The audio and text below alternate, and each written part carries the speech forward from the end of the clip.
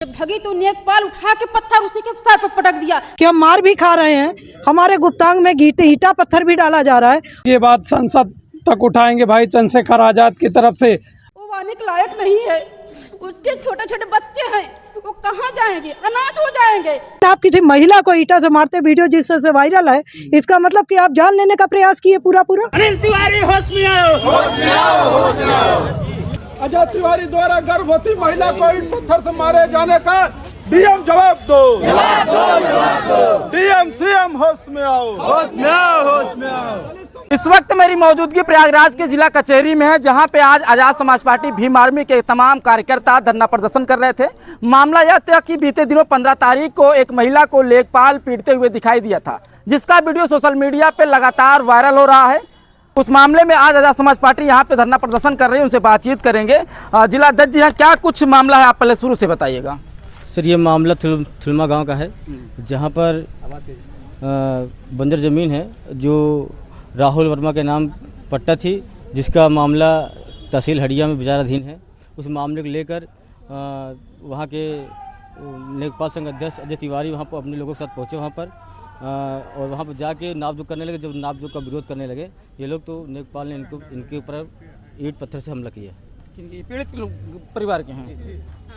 जिन महिला को जो लेखपाल मार रहा था वो कौन है? मैं बहन हूँ बड़ी। अच्छा। मैं उस समय कुछ मामला था? मैं उस समय उसको देखने गई थी, उसको बच्चे को बीमार थे, मैं देखने गई तो शाम के समय वो बोली कि मेरे पति से क्यों लड़ाई हो रहा है वो सामने, तो भगी बहुत तेज है मेरी बहन। जब भगी तो नेकपाल उठा के पत्थर उसी के सर पर पटक दिया। उस समय मैं रोते हुई अपने गांव में चिल्लाई, पूरे गांव को लोग टूट गए, तो भाग गया ना, कहाँ गया कहाँ नहीं कुछ पता नहीं चला। उसके बाद मैं चली आई, वही अस्पताल में पुलिस लोग ले गए, 4 दिन एडमिट थी, वो खून से लथपथ ही आज सर वो आने के लायक नहीं है। उसके छोटे छोटे बच्चे हैं, वो कहाँ जाएंगे, अनाथ हो जाएंगे। लेकिन वो अत्याचार करने वाला भाग रहा है, उसको हमको इंसाफ चाहिए। मेरे बहन को कह रहे हैं कि गर्भवती महिला थी। गर्भवती महिला थी, 6 महीने का बच्चा है उसके पेट में। इस समय आप देख सकते हैं। किस मामले को लेकर ये विवाद था? जमीन के मामले में। जमीन की भाई बंजर थी, शायद हम तो नहीं बता सकते उसकी जमीन कैसे थी, लेकिन बंजर थी। उसी के बारे में वो नाप करने लगा तो राहुल दौड़ा के हाँ मैं नाप क्यों कर रहा है, तो मेरी बहन कहे कि जाने दो, रोक ले, अपने पति से रोक रही थी। लेकिन उन्होंने पूछा क्यों नाप कर रहे हो, वो नेकपाल मारपीट कर ही लिया। तो निकले कि मेरे पति क्यों मार रहा है, उसको भी पथराव करने लगे। वो नेकपाल बहुत बेरहमी से मेरे बहन को पीटा, सर फाट गया। क्या नाम है आपकी बहन? मेरी सीमा। अभी कहाँ है? इस समय वो अस्पताल में थी, कल शाम की ले गए हैं, उसके पिताजी ले गए घर पे, यहाँ आने के लायक नहीं है। आपकी ही बेटी है सीमा? हाँ, बहू है हमारी। बहू है। हाँ, तो अभी क्या हालात है? उसकी हालात बहुत गंभीर है। हाँ, उसकी बच्चा नहीं डोल रहा है, ढकेल के मारा है। प्रशासन क्या कह रही है इस मामले में? आप लोग एप्लीकेशन प्रशासन कुछ लिखवाई नहीं भा, वो लोग कोई वो नहीं किया। हाँ, क्या कह रहे हैं दादा? वो लग गए थे ब्लॉक में सर, वहाँ पर कोई रिपोर्ट नहीं मिला, थाने पर कोई रिपोर्ट नहीं मिला, सौरभ रानी में भी कोई रिपोर्ट नहीं मिला सर। वो रिपोर्ट वाली बात नहीं, ये बताइए आप लोग थाने गए थे FIR लिखाने? हाँ, लिखाने गए थे। क्या हुआ उस दौरान? एप्लीकेशन लिखा गया सर, लेकिन उसका कोई नजीर नहीं को मिला, कोई सुनाई नहीं हुई, कुछ नहीं है। और वही हालात यहाँ पर अस्पताल में भी हुआ, कोई सुनवाई हमारी हो ही नहीं रही है। हाँ, क्या कैसे देखते हैं मैडम इस मामले को? मतलब हमको तो लग रहा है कि जो भी इस समय कमज़ोर वर्ग के पास किसी तरह रहने खाने या पट्टे उट्टे के से ज़मीनें मिल गई जिससे हम सम्मान से रह सकें। नहीं, एक समय तो होता था कि हमारे घरों में दरवाजे नहीं होते थे और कभी भी कोई भी घुस सकता था, और कुत्ते के लिए डंडे से गोला बनाया जाता था कि कुत्ता भी ना घुसे कि हमारी रोटी उठा ले जाए। आज फिर हम वही स्थिति में जा रहे हैं कि अगर हमें पट्टे की ज़मीन मिली थी और उस ज़मीन का चकबंदी न्यायालय में वाद भी चल रहा है, अभी तारीख भी लगी है, स्टे भी है, उसके बावजूद आप लेखपाल संघ के अध्यक्ष होने के नाते आप वहाँ गुंडई से जाते हैं, जबकि आप उस क्षेत्र के उस जगह के लेखपाल नहीं हैं, उस ग्राम सभा के लेखपाल नहीं हैं, उसके बावजूद आप वहाँ जाते हैं और इस तरह उनके विरोध करने पे ईंटा उठा करके मारना, मतलब अगर हम किसी से लड़ रहे हैं, मान लीजिए हमें कोई कुछ बोला तो हम लड़ेंगे तो थोड़ा सामान्य तरीके से लड़ेंगे और ये सोचेंगे कि बड़ी घटना ना हो। लेकिन आप किसी महिला को ईंटा से मारते वीडियो जिस तरह से वायरल है, इसका मतलब कि आप जान लेने का प्रयास किए पूरा, और वो भी आप दूसरी जगह से आ रहे हो। तो ये मतलब साजिशन, और इस समय लगातार मतलब इलाहाबाद जिले के आसपास जो घटनाएं, चाहे गंगा पार हो चाहे जमुना पार, लगातार इससे घटनाएं हो रही हैं महिलाओं के साथ। हम सिर्फ इसको महिला समाज की तरफ से देखते हैं, वो दलित महिला है, बिछड़ी महिला, ये अलग मसला है, लेकिन महिला समाज के साथ जिस तरह की जाति हो रही है कि हम मार भी खा रहे हैं, हमारे गुप्तांग में ईंटा पत्थर भी डाला जा रहा है, और हम थाने जाते हैं वहाँ भी जाति होती है और हमारी FIR नहीं होती। वो बहन है, ये माँ है, ये बाप है, संकोच में बता नहीं पा रहा है कि पेट में बच्चा डोल रहा है कि नहीं डोल रहा है, ये इनकी भाषा है।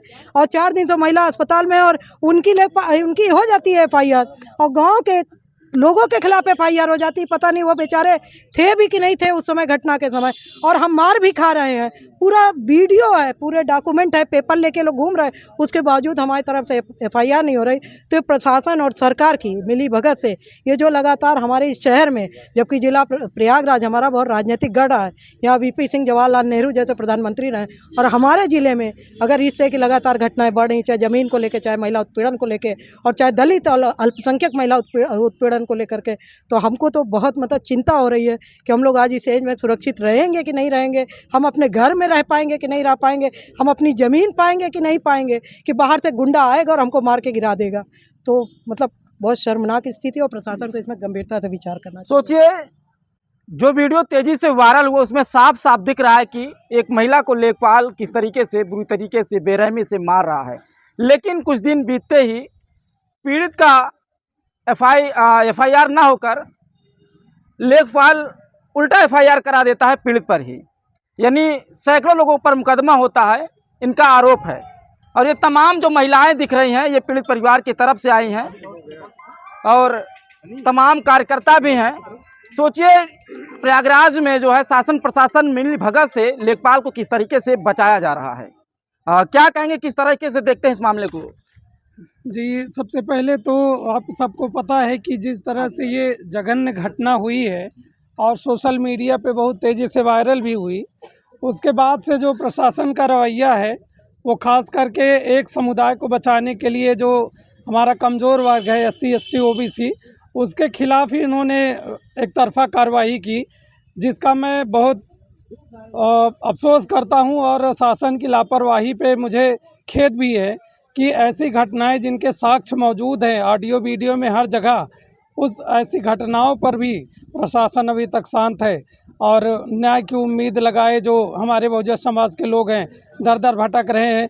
उसी कड़ी में आज यहाँ पे DM कार्यालय में आके हम सभी साथी मिलकर राजा समाज पार्टी कांसीराम के सभी साथी आके इनके न्याय दिलाने का काम करेंगे, और अगर न्याय जल्दी ना मिला तो हम लोग ये बात संसद तक उठाएंगे भाई चंद्रशेखर आज़ाद की तरफ से, और हर कीमत पे पीड़िता को न्याय दिला के रहेंगे और अपने समाज में हो रहे अत्याचार के साथ खड़े रहेंगे।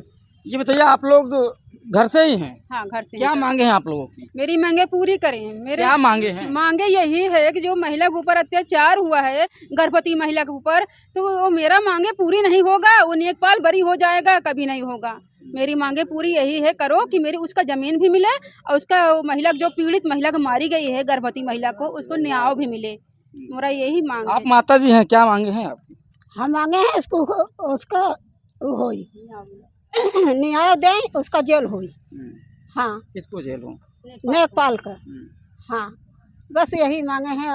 हमारे बहू आके बोले मारपीट करके गए हैं, कल का दाग कहीं और भी मारपीट कर जा सकते हैं ना वो लोग।